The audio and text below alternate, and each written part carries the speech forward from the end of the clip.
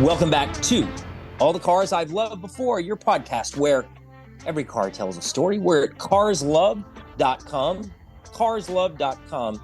Remember to stick the S in there, it's plural, carslove.com. I'm Christian, he's Doug. You can reach me at christian@carslove.com or doug@carslove.com. Talk about life lessons through cars. We step into the Wayback Machine. We talk about the first few cars that you owned, and this has been more and more of a theme of the past few shows, Doug, where a lot of time our guests will have hand-me-down cars, which is something I didn't have, but sometimes everybody, people scrape together enough money to go buy their first car, or hey, this was grandma's car, which is the theme of the last couple of shows. But hey, yes. However it happens, yeah, definitely. So I see you, even though we're separated by 1,000 miles of asphalt, we're all here together through the magic of the internet. How you doing? Doing great. Great to be back here with you. Hope things are safe down in Florida.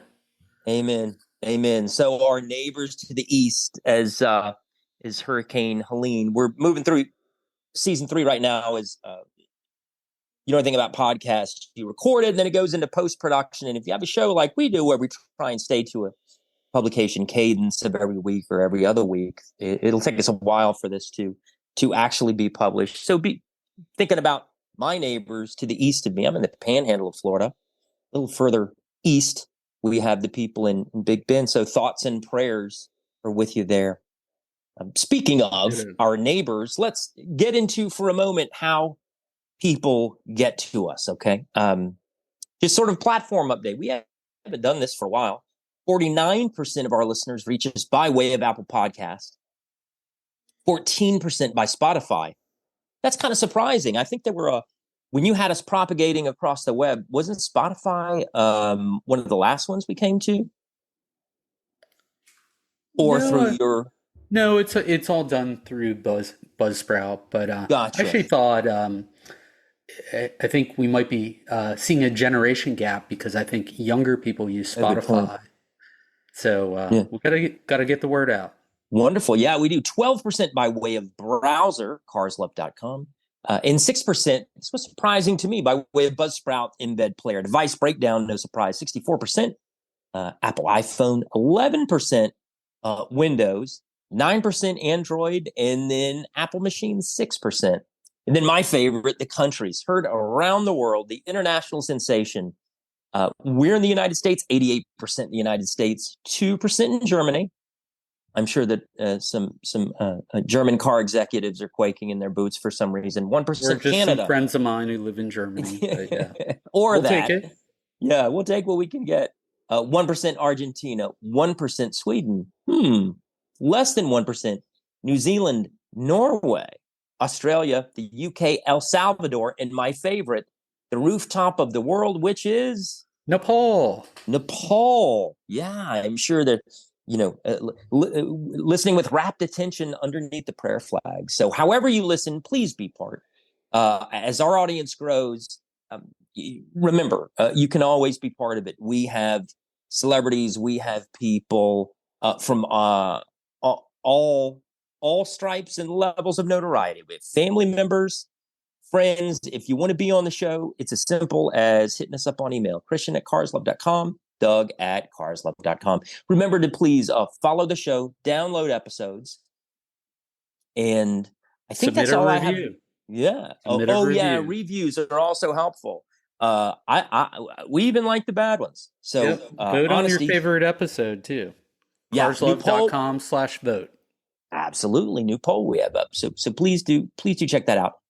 So the calls to action, as always, get involved. Let us know what you think. Take the poll, email, and who knows? You could be on the show next week. Just give us a ring.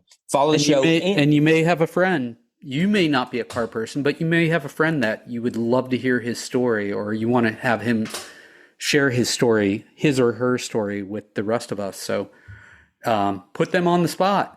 Put in their contact info. We'll call them. We'll cold call them. We'll keep your name quiet. It's all fine. Such a good point. So please help us keep the inertia going. Tell friends about the show. Forward to them. And we're getting that more and more. In fact, we have some someone set to be on the show next week, father and son tandem, who were a referral from my son. So let us know. And no further ado, today's special guest has a personal tie-in to my co-host Doug. So if you can, I will hand it over. And I'm very curious how Mike came into your life. Sure.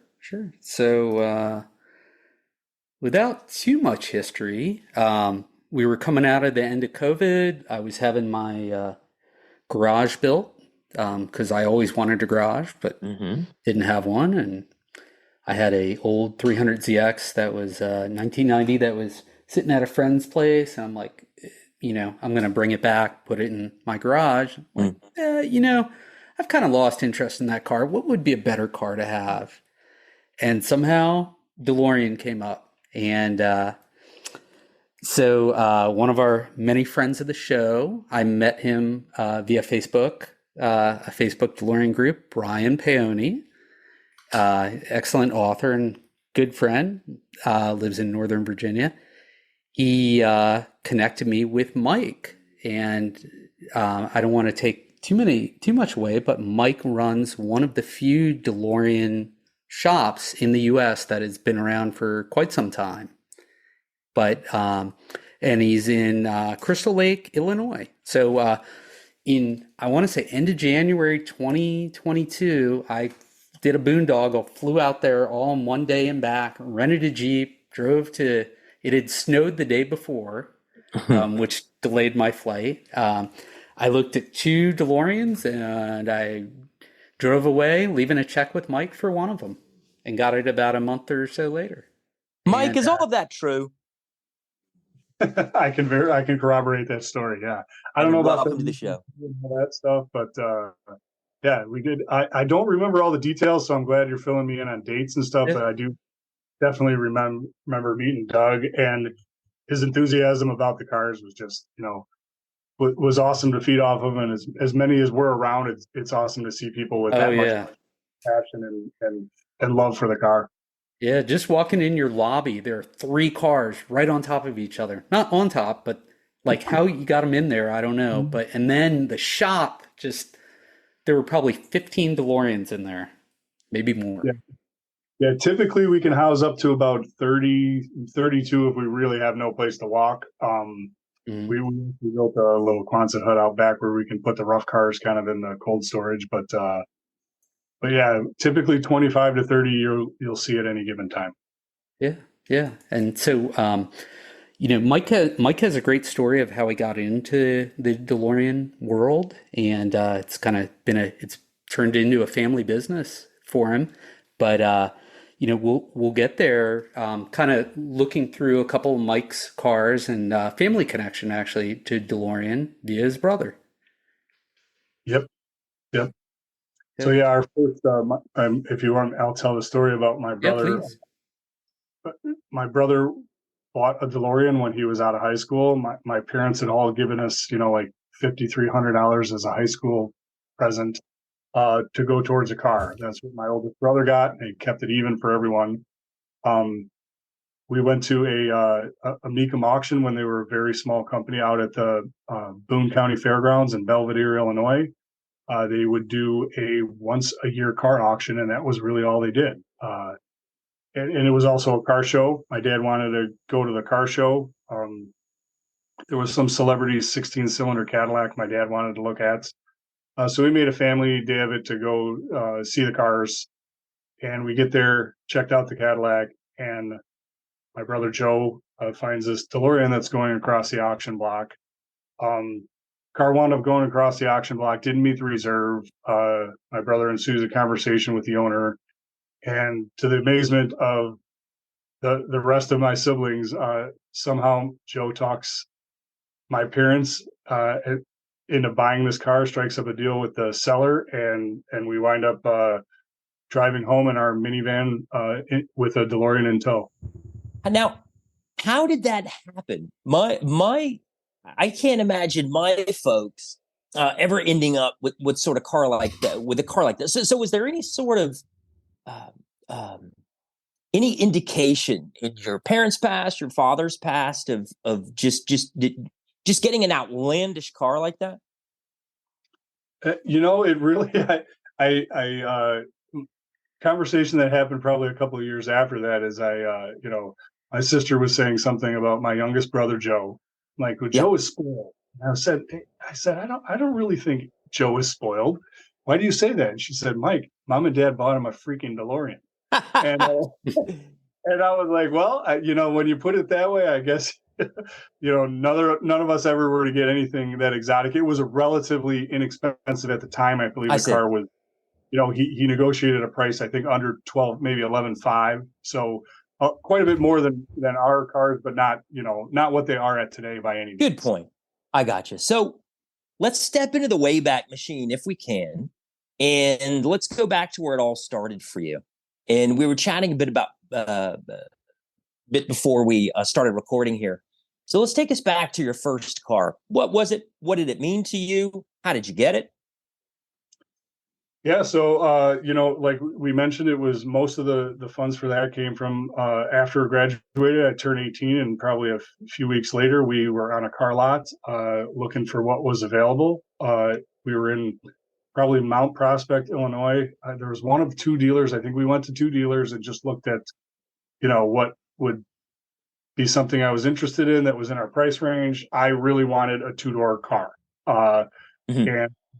And we wound up with a really nice 89 Mercury Cougar, 3.8 liter LS. It was a dark blue metallic car, wood grain interior, and a very nice condition car. I think the out the door price on it was about $6,150. So over the next few, I had to work and pay my parents back for that. What would $850 balance there? And that was my first set of wheels. Well, now, was it two-tone? I have to ask. Curious. Oh, no. Okay. It was all dark blue. Yep. Gotcha. And so what happened to that car? So that one I actually pulled out in front of someone making a left on a 4-lane highway, and they wound up hitting the back of it and spinning me out, and that was the last I saw of that car. And that was the last of that. Gotcha. Okay. Which brings us to the next car, which I'm excited about this one. This is the Pontiac, right? Mm-hmm. Yep. That was the one that, got replaced the Cougar with the insurance money from that, totaling that one out. That was an 88 Pontiac Grand Prix SE. It had a lot of digital dash. The first of their, V6, first of the front wheel drive cars. Had a great sounding dual exhaust, had the spider taillights, a little luggage rack-ish type rear spoiler. And it was a pretty loaded car. Lumbar so interesting. Seat. Oh, go ahead. Yeah, lumbar seats, fog lights, lots of buttons in the interior. Was a cool car, and one that again fit the mold of a two-door car that I wanted, but something much more age appropriate for a young guy. And a slick looking car too. Funny that I read this now. My next door neighbor right now, they're an older couple, and she was an executive with Mary Kay, or she was somehow involved with Mary Kay. And so they had lived next to him for about 5 years. And they had it was a few years later than I'm going to say in early to mid 90s Pontiac Grand Prix. And boy, it's a good looking car even now. But, and it had the Mary Kay, I don't know if this was the Indianapolis 500 edition or something, but had a little, looked sporty on the side, had a little Mary Kay and pink stencil right behind the wheel well. And I talked to her husband who drove it, and he said, yeah, I got 265,000 miles on this thing, and it just runs like a Swiss watch. Beautiful. But I have not seen it for about a month or two, and I'm just scared. Yes, I'm scared to go over and ask. I kind of don't want to know. So I don't know what happened to it, but they got a ton of miles out of that car. And that was his daily driver. So some of these things will last. And it was pink. It was silver, but it had this Oh. little pink. It had Oh, this okay. little pink stenciling that said Mary Kay. So it was really a sharp, sporty looking car, and you had to look Mhm. very close for the Mary Kay. So you Gotcha. could look at it several times and not have seen that. But I hope it didn't. Incognito. Yes, exactly. I'm Yeah. hoping it didn't go the way of the dodo, but I will find out for you. Sorry, Mike, I didn't mean to interrupt. No, So what no. happened to the Grand Prix? So the Grand Prix actually I had for a really long time. I had Mm. replaced it with a different car and wound up crashing that car and going back to the Grand Prix. Mhm. So I probably had that car for 6 or 8 years. I think it had 60,000 on it when I bought it. It probably had 130 plus on it when I sold it, and Mhm. it's probably of that time frame of first driving a car, I had that longer than anything else, and that was me for a long time. Yeah. Very nice. Very nice. Which leads us to the Suburban. Is that next up in the lineup? Oh man, it's hard to remember all of them. I think the car that you replaced the Pontiac for a short time was a 1990 Nissan Maxima SE. Uh, Ooh. that the cool feature about that was they had some of them had a 5-speed manual transmission, which the car had a manual transmission. So that was much more.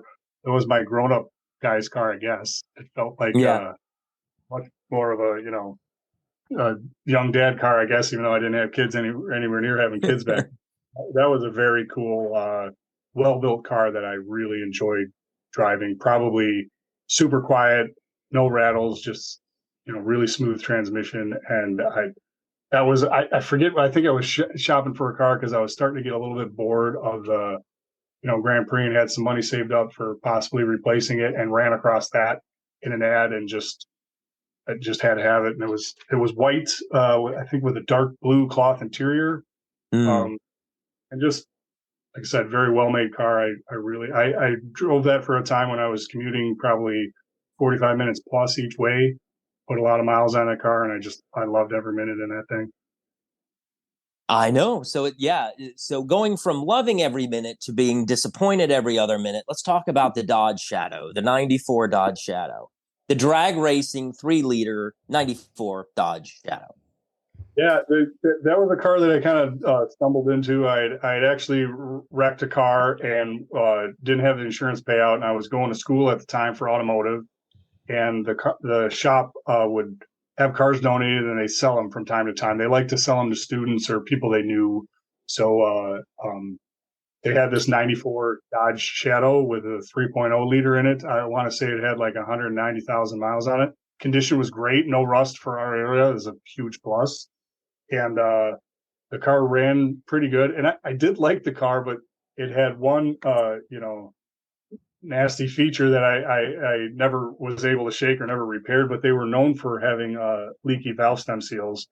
And when you Yeah. idled the car, if it was more than about a 3-minute idle, it would start burning oil and blowing, blue black smoke out the back, and it got kind of obnoxious. And so I remember if I ever sat in a bank teller window too long, or even a drive up, getting fast food, I have to shut the car off because of this obnoxious smoke. A cloud of dust and a hearty Hi-O silver. I know that feeling. Yeah. Yep. So that was not likable about that car. Yeah. And so if we move forward just a little bit, there's a tie-in with your brother in the DeLorean and your business, which is pretty cool. And I love this story, Mike, if you don't mind sharing what you're comfortable with. Yeah, no problem. So my brother, like I said, all of us were kind of shocked that we're a very middle class family. My dad never had cars other than his daily driver. For us to come home with a DeLorean was very peculiar, but very cool, memorable. Yeah. Yeah. But fast forward about 7 years from that date, and I had gone to school for automotive, got a 2-year associate's degree in applied technology from the local community college in automotive, and had about 5 years experience working on cars in a couple of different shops. And I sit down at work. We'd start the day with a break, That way, if anybody came in late, he just said, well, you didn't get paid for your break today. And he didn't have to get, on people for being a few minutes late. Anyways, I'm looking over the help wanted ads in the Northwest Herald and see a gentleman who's looking for a DeLorean technician. And my first thought, where's he going to find a DeLorean technician? You never see the cars, and I had no clue where you would go to have it serviced. My brother didn't really drive this car much. We had fixed an alternator for him and a taillight issue, but in this 7 years of ownership, really didn't drive it enough to do anything more than that to the car. It was in decent shape when he got it. But basically my connection to the car and, having one in the family was probably the reason I made that phone call. I remember talking to my brother beforehand and he said, yeah, you got to make the call, give him a call. What the worst they can say is no. And so I made the phone call. I wound up coming in for an interview. I spoke with Dave and Julie Swingle. They had not even started the shop yet. They had picked out a facility and were building out the facility. I got the lifts in. They were, doing some modifications to the space and didn't quite have occupancy from the village yet. So just in that initial setup process, when I interviewed, I wound up being the first guy they ever hired. I worked for them as their lead tech and then shop manager for 9 years. And then Dave reached kind of age he was ready to retire, and he sold the business to myself and my wife Susie in January 2016. Love that story. Yeah. So I believe it was February of 2007 when I first started working for Dave and Julie. Yeah, and it was just thanks to your brother wanting a DeLorean, right? It's just funny how things come together, right? And here we are 20-ish years later.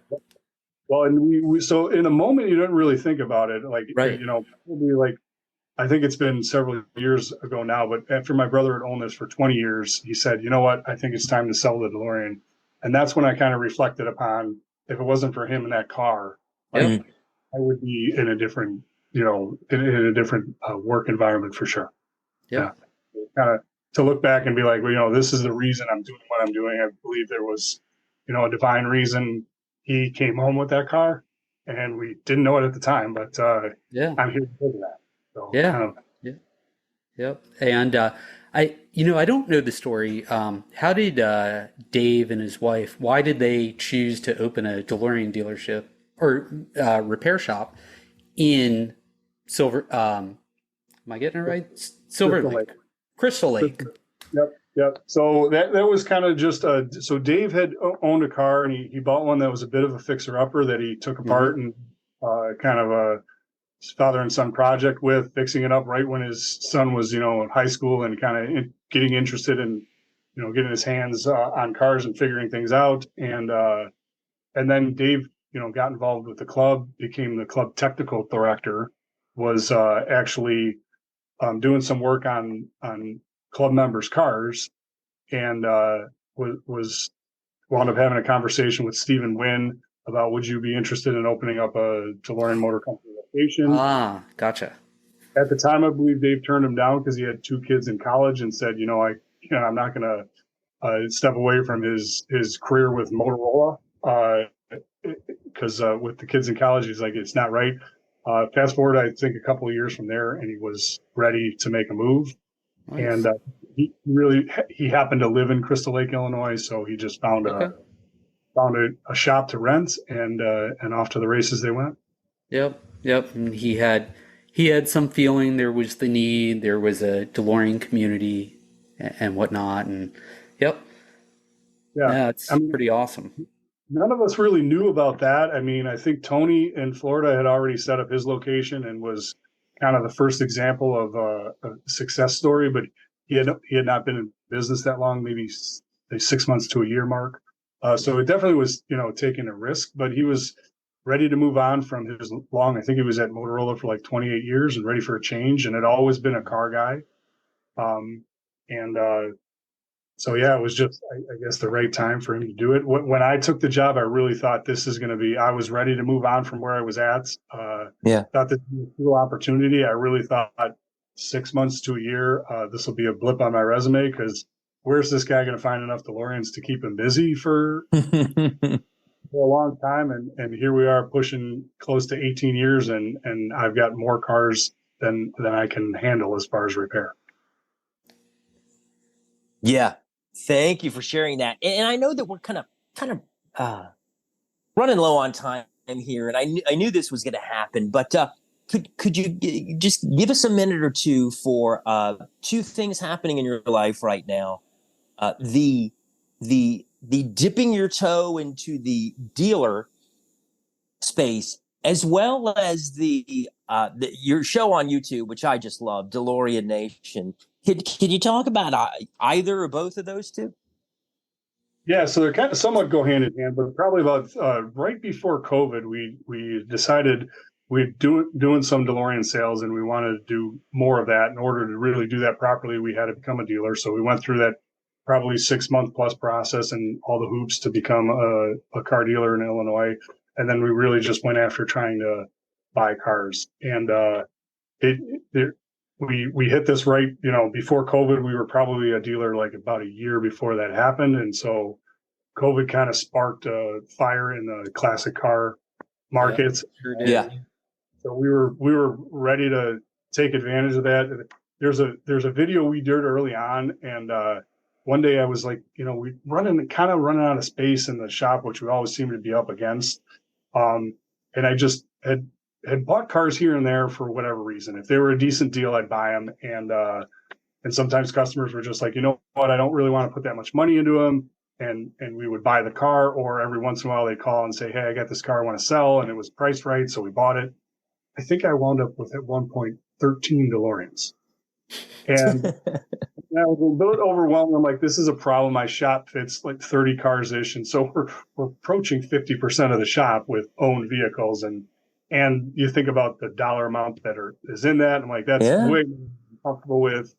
And we put out a YouTube video that said, world's largest inventory, because I think at the time you couldn't see more than 5 or so at anybody's place. So I believe it was the largest for sale. So I did just a quick, here's an 81 with this mileage, this interior color, and this transmission, and they're for sale, and put that video out there. It was at the time our most watched video, and it took a while, but probably sitting a year later, I had turned 10 of those 13 cars, and we've been kind of doing that ever since.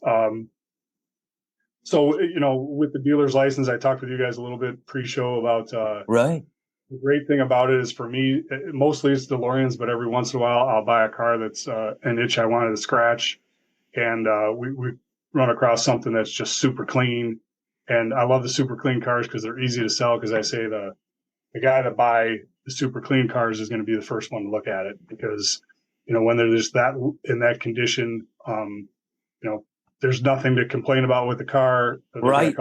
They know it would take me forever to find one this nice again, and most likely it's an easy sale. As soon as if somebody comes along that's serious, they're gonna realize what they see and buy the car. And so I've been able to scratch an itch on a few. Some were cars that I really have always wanted. Some were just ones that I was like, man, this is a good condition car, and the condition of the vehicle is what made me move forward. So with a friend, Anthony, I bought an 87 Z28 Camaro with 9,000 miles on it. We owned that car for probably 9 months and really had a lot of fun with it. I bet. And scratched an itch. I drove it for 3 months or so. He drove it for 3 months or so. We've spent a couple of months probably just taking it to the next level, but it didn't need a lot. Great car. But yeah, I scratched an itch. I really have an appreciation for that third gen Camaro now. Learned a lot about them and made a little money turning the car. So that's a great thing. I've also done that with I bought a 2017 Corvette that a customer of mine was going to trade into a dealership, and said, hey, are you interested before I do that? Had probably about a 4-month stint with that car. Absolutely loved it. Was a thrill. Really missed the car. I don't think the time of life is right with 3 kids at home for me to be 3 kids and a large dog. Right. And all the kids' bikes and all that in the garage. It's not really the right time of life for a 17 Grand Sport, but there will be another C7 in my future, probably. Thrilled with that car. And then we currently just had a customer a few months ago. Video will probably be coming out on this at some point. That had a DeLorean, nice car. We went out there to look at the car, and she had a '93 Cadillac Alante with 8,984 miles, and just looked every bit you'd expect an 8,000-mile car to look. And we came home with that, and that's the one we're kind of tooling around with, that 80s or 90s time capsule right now. Yeah. And cheap car, inexpensive, so not as worried about it as you would be like the Grand Sport, but that one's kind of the current thrill. My wife and my brand new 16-year-old driver, my daughter, those ladies look great in that convertible Alante, and so we're having fun with that one as well as DeLoreans right now. Oh man, yeah. Well, if we got a few minutes still on DeLorean Nation, I'd love to talk about that. please. Please. Yeah, so that's, me and Kevin, myself and Kevin Thomas, quite a while ago, we went to pick up a couple of DeLoreans in Indiana. And the story was with that was a gentleman who owned 3 of them. 2 of them he was ready to sell. And I wound up going out before hand. I was in his area and stopped by, and we kind of I looked over the cars, kind of made a price with the guy, agreed we'd probably try to come back in a few weeks and purchase them. And and my way down his driveway, I happened to say, "Hey, I really like your gas pump that's in." And he said, "Well, you want to buy it? Make me an offer." And I said, "Well, I wasn't expecting him to be offered to sell it." So I said, "Well, we agreed that he'd kind of give me a price when I came back, and I, see if we threw it in with the deal, whatever, made another side deal on that." So anyways, fast forward to 2 or 3 weeks, Kevin and I made arrangements. We get 2 trucks, we get 2 trailers, and head to Indiana to pick up these cars. First thing the guy says when I step onto his driveway is, "Do you want to buy the gas pump?" And I hadn't really thought about that. I was focused on getting these cars back to the shop in Crystal Lake. And anyways, we wound up making a deal on a gas pump, an old oil tank that goes along with it, same colors, and they call it an air dinger or a tire filler. That basically, this tire filler, when you fill a tire and it gets close to the set pressure, it starts dinging rapidly. That's why they call it a dinger. It's like 1950s automobilia, gas and oil stuff. Very cool car guy stuff. It's sitting in my showroom now. But anyways, two stories there. One was, after we were kind of wrapping that up and got the cars all loaded, I said to Kevin, I would love to record these stories and, maybe have a YouTube channel for this. And I'd always thought about this, but I wasn't really the guy to do the videos and the editing. I just had kind of cool content stories that I wanted to share. And Kevin said, "Let's do it." And so, we said, well, next time there's a story like this, let's try to get some equipment, make a video, and he agreed to do the editing. And so that was kind of the plan. So to finish the story off of that day, we get back to the shop, we get the cars unloaded, we get the gas pump out of the pickup truck, and the other memorabilia that we bought. And I remembered that my great-grandfather owned a couple of service stations way back in the day, and my grandfather worked there when he was in his late teens and early 20s. And I called my dad to say, what station did, our great-grandfather own? And he said it was a Red Crown station. And these were Red Crown gas pump and filler and tank and stuff like that. So I'm like, I didn't even know it at the time, but after that phone call when we unloaded this stuff, it was like, I was so glad I said yes to it. That stuff was meant to come home with me, and it's kind of a bit of a story of our family heritage. So it was so glad to have it. Yeah, thanks for sharing. I love that. And do yourself a favor out there in listener land. If you have a few minutes, and you will need a few minutes, because you're going to love the little videos. They're so clever and funny and fun. Go to YouTube, type in DeLorean Nation, and again, give yourself some time, because you're just like I did, you're gonna fall in a rabbit hole and roll from one into another. You'll see and hear Mike. You'll see and hear Kevin. There's some great product reviews, and Christian to take the wind out of your sails. there's some great stories about mice in DeLoreans, and Mike actually made some nationwide news. I think he found like the lowest mileage DeLorean, one of them, maybe the only one, like 917 miles, Mike, something like that. Yeah, 977 mark. 77, okay. And that story went absolutely viral and international. Yeah, it's awesome. So that story is out there. It's a multi-part series, and when Mike and Kevin opened the door after all these years, a bunch of mice scurried across, and Christian was so impressed with watching it, like it was on cue. It was, yeah. How'd you get all those? It must be Tom and Jerry mice. They follow directions so well. Yep. Why are they so surprised when you find mice in cars, but then use licorice for the insulation on the wires? Why would they be interested in that?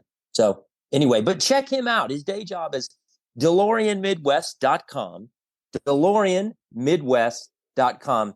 And Mike, I just want to say, I've heard a lot about you, and I've really wanted to meet you for a while, man. So appreciate you making the time today and dropping by the studio.